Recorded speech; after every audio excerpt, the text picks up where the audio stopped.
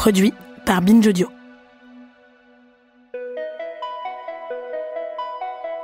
Un soir, je me retrouve chez mes parents. C'est une occasion rare, on ne se voit pas beaucoup, on vit aux quatre coins de la France. Et puis dans ma famille, on rigole beaucoup. Le burn-out professionnel, c'est cet épuisement dû à une surcharge de travail très importante avec une personne, par exemple, qui a ce sentiment de ne pas y arriver. Mais là, j'arrive pas à rigoler. Alors je quitte la pièce pour aller pleurer un coup, en me disant que j'en ai marre de ce rythme de fou. Mais en même temps, je me dis aussi que je ne peux pas. Et que j'ai beau en parler à mon employeur, j'ai l'impression qu'il ne comprend pas. L'être humain est infiniment vulnérable, il a un corps qu'il faut protéger à tout prix, que l'organisation du travail veut juste exploiter. Et donc, il faut développer des stratégies personnelles.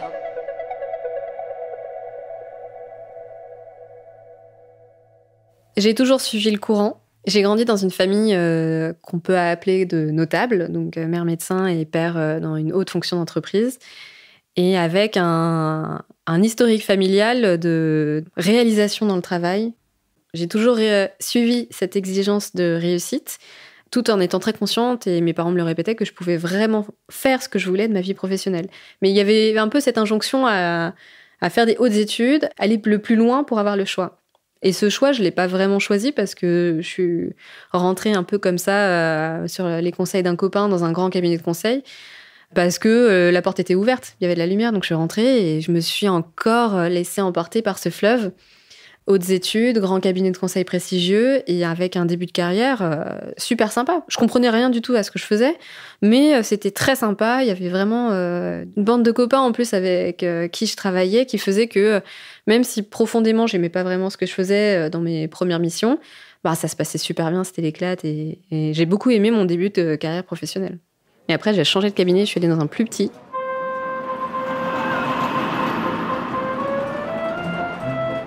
Et là, c'était beaucoup plus le travail pour le travail.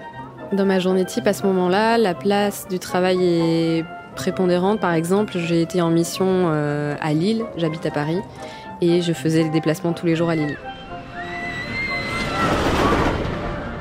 Alors, on prend le train de 7h15 à Gare du Nord, et je rentrais avec le train de 22h30 à Paris.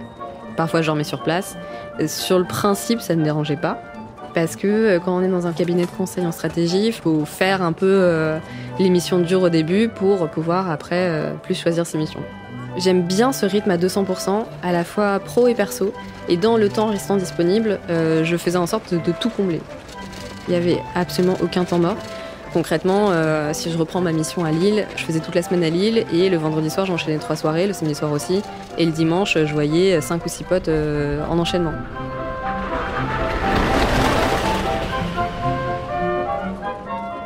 Il y a un côté hyper grisant et enivrant dans cette roue du hamster là, qui accélère, et on se fait un peu emporter par l'action.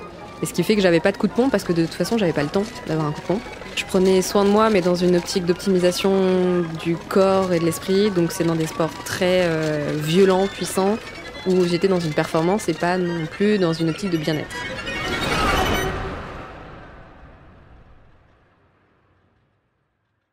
Et mars 2020, c'est le confinement pour le Covid. Et là, avec mon copain, on part s'isoler dans une maison de famille en Bretagne. Et j'ai un peu honte à le dire, mais c'était les meilleurs mois de notre vie à tous les deux, parce qu'on était tous les deux dans une grande maison avec un temps idyllique en Bretagne. Ça a été le premier temps d'arrêt réel de ma vie où je ne faisais plus grand-chose, où je prenais le temps d'eux. Je suis passionnée de jardinage, donc je passais ma vie dans le jardin, et le jardin a une temporalité très lente. Donc ce qui fait que ça m'a imposé un rythme beaucoup plus lent. Et je reprends quelques missions avec ce discours de l'entreprise qui est « il faut y aller pour aller chercher le business parce que vraiment, les entreprises sont dans un état catastrophique. Il faut donner de sa personne ». Le travail reprend avec une nouvelle modalité que tout le monde connaît maintenant, c'est le télétravail.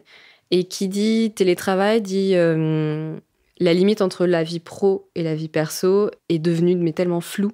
J'étais un peu perdue dans les horaires, où je pouvais mettre mon réveil à 6h45 pour travailler de chez moi tout de suite, dès 7h, avant les premières réunions, et me rendre compte que j'avais envie de faire pipi, en fait, depuis 10h du matin, mais qu'il est 17h30 et que j'ai toujours pas eu le temps. Parce qu'il y a eu un enchaînement de réunions, j'ai pas mangé, mais j'ai oublié, et ça s'enchaîne tellement, avec ce tunnel où tout le monde te met des micro-points là, qui s'enchaînent, en plus c'est comme chez le médecin, donc dès que tu commences à prendre un peu de retard, alors là, ça impacte toute la suite. À la fin de la journée, la journée se termine même pas parce qu'on se dit, bon, bah, je suis chez moi, je termine juste un truc. Et de fil en aiguille, comme on est chez soi, et ben, on se retrouve à 22h30 à fermer l'ordinateur.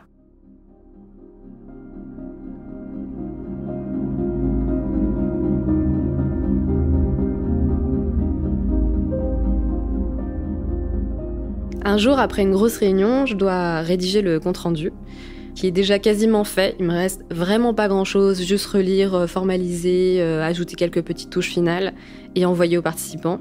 Et je me rends compte pendant 10 à 15 secondes que je suis figée devant mon écran, mes mains sur mon clavier, le regard vraiment figé sur ce compte-rendu, et mon cerveau m'envoie des informations et mon corps ne répond pas.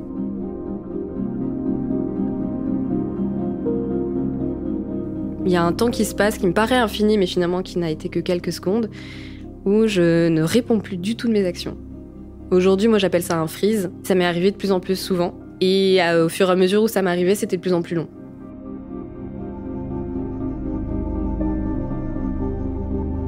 Donc en plus de ce phénomène de freeze, je développe d'autres symptômes, et notamment un symptôme où j'ai ce que j'appelle une boule d'émotion, qui monte au niveau de la gorge et qui vient m'empêcher de parler, et qui finalement explose par un torrent de larmes. Et quand je parle d'un torrent de larmes, c'est juste des sanglots, mais tellement violents que tout le corps est pris de spasmes, et c'est intarissable.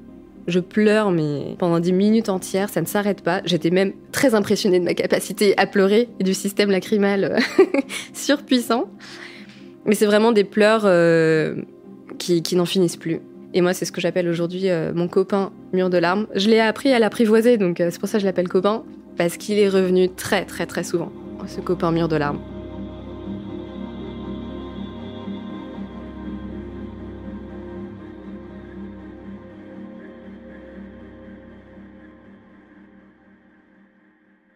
Et au-delà des symptômes physiques, il y avait des mots forts que j'utilisais. C'était « il faut que je tienne ». Je peux pas m'arrêter parce que je suis indispensable sur tel ou tel projet. Il y a un gage aussi complètement de réussite et d'échec. C'est-à-dire que si jamais je demande à être retirée de ce projet, j'ai un sentiment de culpabilité et d'échec qui est tellement fort, mais tellement fort que c'est même pas concevable. Je suis quelqu'un qui arrive quand même à verbaliser assez bien, ce qui fait que mon copain m'a souvent renvoyé ce que je disais. Et je lui disais, mais c'est pas... Non, j'ai pas dit ça. Et il me disait, non, tu viens de le dire 4 fois. Là. Le verbe tenir, le verbe j'en peux plus. J'entendais qu'il y avait un problème, j'entendais que j'étais fatiguée, je réalisais que j'étais réellement fatiguée. Mais bon, on continue. En 7 ans de carrière, je me suis jamais arrêtée. Je savais même pas en quoi ça consistait un arrêt maladie. Pendant toute cette période, au-delà des 2 symptômes et de la verbalisation que je faisais, je dormais bien, mais je dormais mal. Je faisais des vraies nuits parce que j'étais exténuée physiquement. Mais le matin, je me réveillais, mais comme si j'avais passé la soirée en boîte, quoi. En fait, ta pile, elle est pas juste à plat, elle est oxydée. Ce qui fait que l'oxydation de ta pile, elle monte de plus en plus, et que même si tu dors 8 à 9 heures, il te reste plus que 5% d'énergie restante disponible dans ta pile, parce qu'elle est complètement... elle est foutue, quoi. Et en plus, je mangeais mal, dans le sens où je mangeais plus, en fait. Le midi, juste, je préférais travailler et avancer dans ma to-do list, ma liste de tâches qui n'était juste interminable, que prendre 5 minutes pour manger un truc rapidement.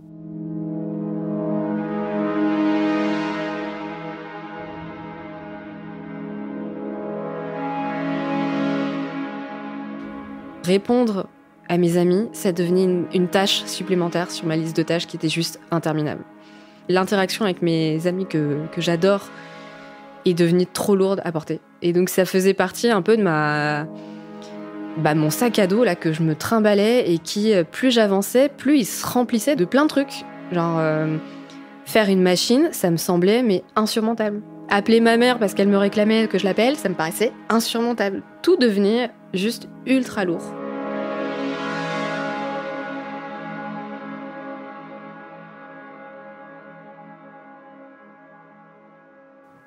Je pars quelques jours en Bretagne pour me reposer, parce que c'est vraiment un endroit qui me fait du bien. Et je garde le rythme que j'ai à Paris, à savoir lever aux aurores, pas déjeuner, me coucher archi tard, et puis juste être mal. Et je pars en Bretagne juste avec ma mère. Et là, ma mère, elle me dit « T'as fait exprès de partir en Bretagne avec moi pour que je t'engueule là ou quoi ?» Parce que elle est ultra choquée du rythme que j'ai. Elle me dit que c'est juste, là, je suis en train de me détruire. Et donc, elle devient un peu mon gendarme, le flic à l'horaire. Et donc, c'est elle qui va m'imposer un rythme, à savoir, on n'ouvre pas son PC avant 8h, on prend 1 heure de pause déjeuner le midi en allant faire un tour à la mer pour s'oxygéner. Elle vient vérifier, parfois dans l'après-midi, pour que je fasse un tour dans le jardin. Et le soir, elle vient vérifier que je ferme mon ordi et que je l'amène pas dans ma chambre pour continuer à travailler. Sur les premières journées, j'étais ultra énervée. Je trouvais qu'elle ne comprenait pas l'urgence professionnelle dans laquelle j'étais. J'étais en train de sauver le monde avec mes slides et mes comptes rendus et mes emails, et elle comprenait pas l'urgence dans laquelle j'étais, et que de toute façon il y avait tellement de travail qu'il fallait que je travaille. Et donc j'étais tellement énervée contre elle qu'elle comprenne pas. Et je pense qu'après 1 ou 2 journées à un rythme sain, je me suis rendu compte que ça me faisait vraiment du bien.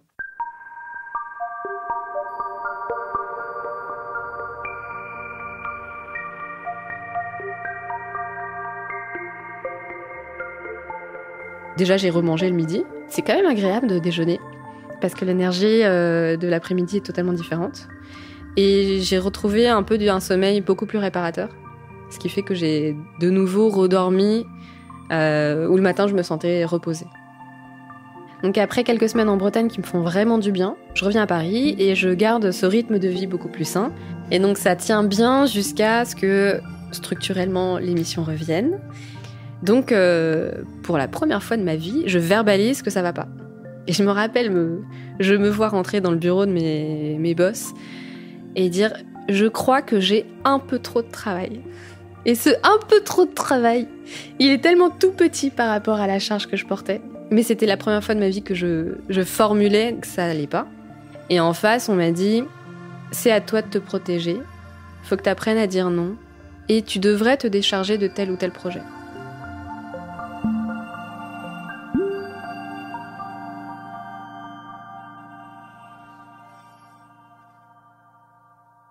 Mais c'est tel ou tel projet, c'était les seuls trucs qu'ils font. C'était les seuls projets qui me donnaient un peu d'énergie et de joie, donc je voulais pas. Donc je tiens bout jusqu'aux vacances où je prends 1 mois de congé, trop contente. Alors je suis sur les rotules, un niveau fatigue extrême, mais bon, je me dis les vacances ça sert à ça. Et j'apprends que je suis enceinte, donc super projet, on est trop content avec mon copain, on voulait un enfant, ça tombe bien.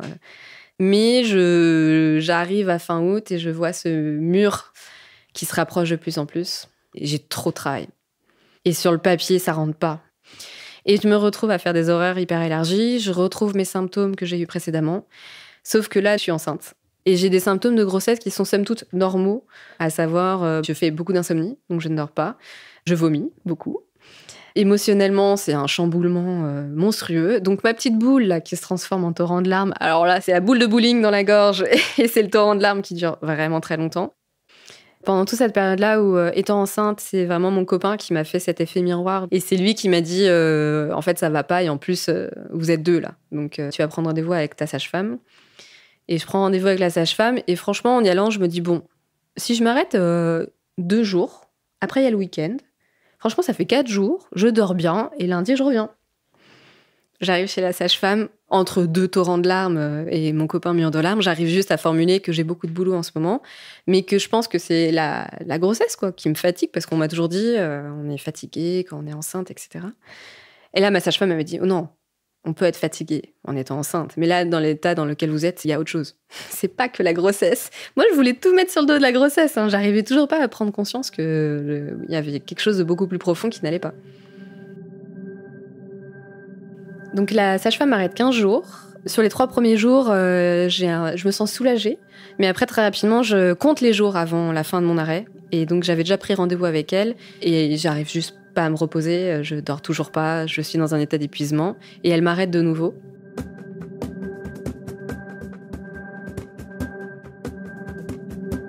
Et donc, je prends rendez-vous chez ma médecin généraliste. Avec, pareil, plein d'ambitions sur le cadre à suivre ensuite. Mais pendant l'entretien, elle me met les mots forts qui me font un peu un choc. Vous êtes en burn-out. Ce qui vous arrive, c'est normal. La grossesse, c'est juste un amplificateur de ce que vous vivez. Et donc, ça vous a fait arrêter plus tôt, mais vous êtes juste, entre guillemets, en burn-out.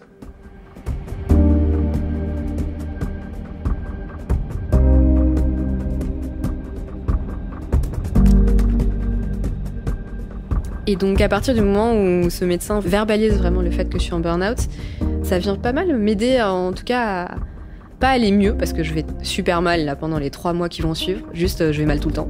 Et quand je dis que je vais mal, concrètement, comment ça se passe, c'est qu'il y a des jours où j'arrive même pas à me lever de mon lit.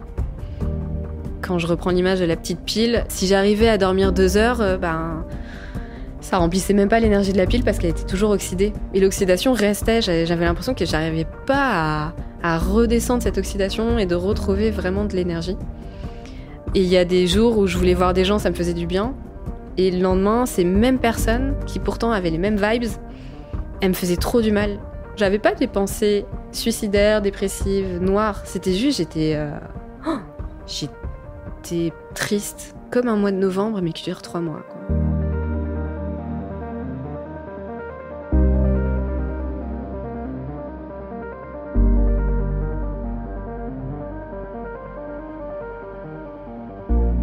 J'ai eu un sentiment d'échec ultra violent, de type pourquoi ça m'arrive à moi déjà ?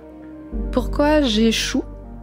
Je comprenais vraiment pas ce qui m'arrivait et j'avais beau lire des choses dessus, je comprenais pas pourquoi j'avais eu ce moment de faiblesse.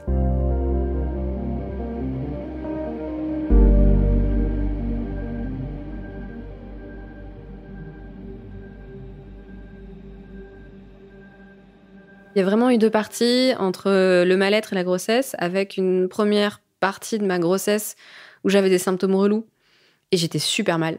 Et en fait, ma grossesse, j'y pensais pas. Et j'étais beaucoup plus concentrée en me disant priorité à toi à aller mieux pour que après tu sois vraiment disponible pour ce petit être qui grandit en toi et que bon, de toute façon, les premiers mois, t'as rien à faire, t'es plutôt encore mobile. Donc vraiment, fais-toi du bien. Et à partir du moment où j'ai pris conscience que je retournerais pas au travail et que j'allais enchaîner mes arrêts maladie avec mon congé maternité, là, je me suis déchargée d'un poids monstrueux. Et je me suis dit, je vais pouvoir juste passer à l'autre compartiment, à savoir le compartiment grossesse. Et là, on va pouvoir y aller à fond. Enfin, quand je dis à fond, c'est... je pensais réellement à la grossesse et à l'arrivée de mon fils tous les jours. Alors qu'avant, mais c'était parfois... tiens, mon ventre, il a grossi, mais j'avais juste pas du tout la disponibilité mentale pour y consacrer du temps.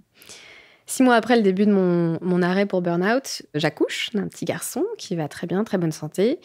Contrairement à tout ce qu'on m'avait dit, franchement, j'ai pas été très fatiguée sur le début des premiers mois. Bien sûr, tu te réveilles toutes les 5 minutes. En plus, j'allaitais, donc c'était physiquement assez éprouvant.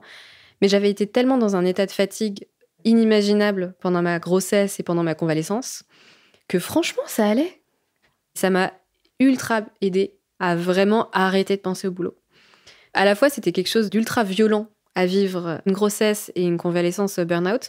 Mais en même temps, moi, j'en suis assez contente parce que ça a été vraiment un très bon allié, un très bon atout pour me concentrer sur moi, sur mon fils, sur ma famille et arrêter de penser au travail.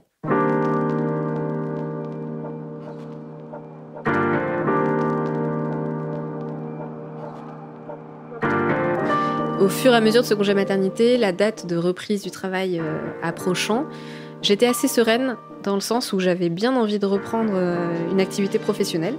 Et c'était un peu comme si j'étais tombée de cheval et que j'avais vraiment envie de me remettre le pied à l'étrier pour me remettre en selle. Parce que l'arrêt était tellement violent du jour au lendemain où j'ai été arrêtée complètement pendant 1 an que j'avais un peu envie de me remonter à cheval.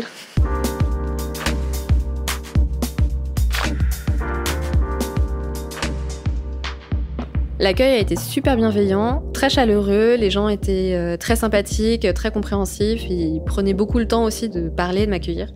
Donc toute la première période, les premiers mois de reprise, ça a été très sympa aussi parce que de manière structurelle, il n'y avait pas beaucoup de missions. Ce qui fait que j'ai principalement travaillé sur des sujets en interne, avec des collègues que je connais, que j'aime bien et qui savent par quoi je suis passée. Mais mon métier fait qu'à un moment, une autre mission se présente. Donc on arrive à la première réunion de lancement, ce qu'on appelle kick-off dans le jargon. L'atmosphère est bonne et on commence la mission. Et là,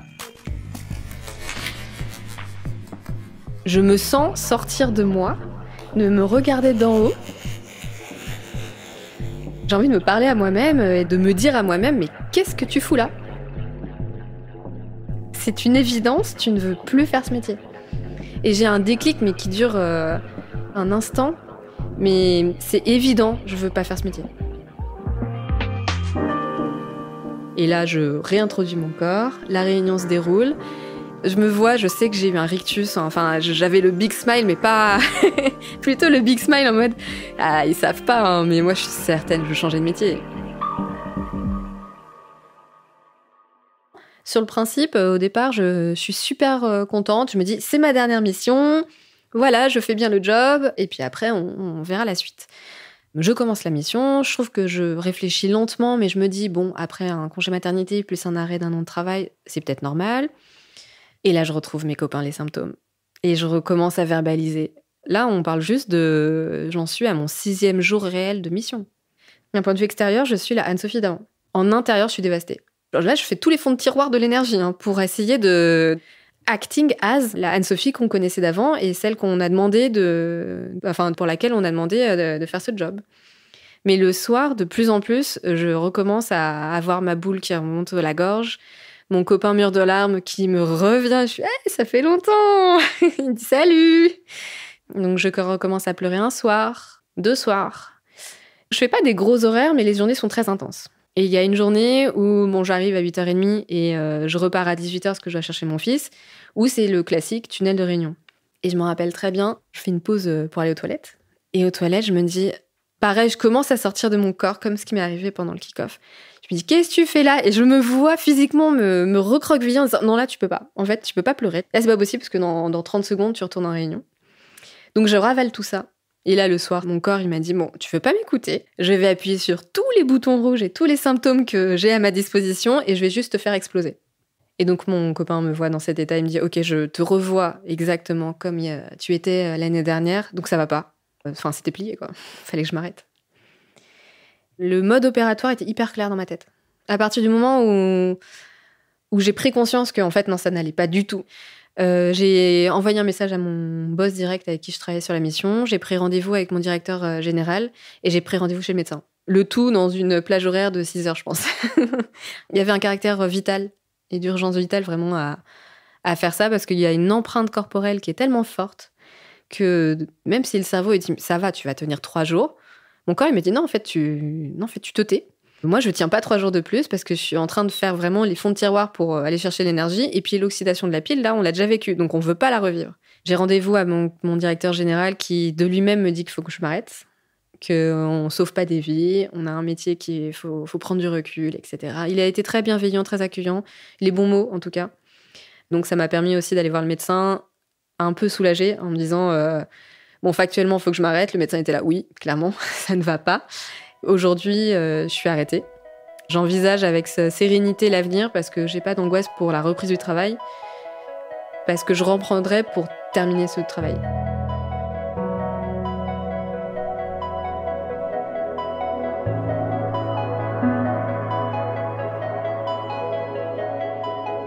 J'ai une certaine sérénité dans le sens où je suis en train vraiment de terminer le chapitre, terminer l'histoire. On ferme le bouquin et j'ai trop hâte de commencer le nouveau livre, quoi.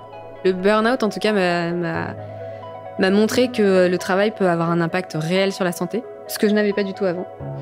Et m'a forgé une certitude sur la répartition du temps, vie au travail et vie pas au travail.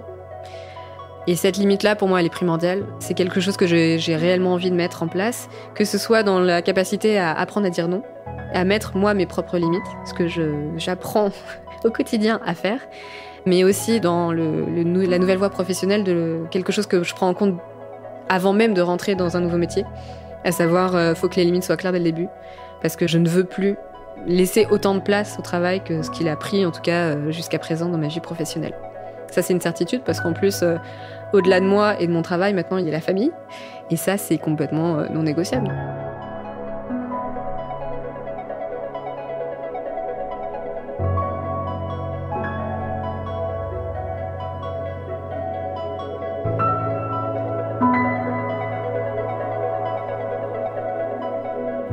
Après la pluie est un podcast de Binge Audio. Entretien mené, enregistré et monté par Lola Berthet. Réalisation, Paul Berthiaud. Production, Naomi Titi. Coordination éditoriale, David Carzon.